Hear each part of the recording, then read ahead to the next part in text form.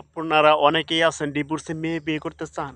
ডিভোর্সে মেয়েরা কিন্তু আইন চেনে, আদালত চেনে, গ্রামের বিচারক চেনে, প্রশাসন চেনে। ওরা কিন্তু সবকিছু চেনে।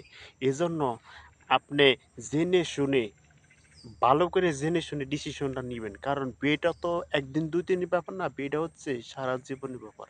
কারণ আপনি ডিভোর্সি মেয়ে বিয়ে করার আগে তার সম্পর্কে ভালোভাবে জানবেন, শুনবেন। দেখবেন মেয়েটা কি ভালো না খারাপ। ডিভোর্সটা কি মেয়ে দিয়েছে নাকি ছেলে দিয়েছে। মেয়েকে কি জোর করে বিয়ে দিয়েছিল নাকি সে সম্পর্কে জানবেন। ফ্যামিলি তাকে কি জোর করে বিয়ে দিয়েছে কিনা সে সম্পর্কে জানবেন। যদি ভালো হয় তাহলে আলহামদুলিল্লাহ।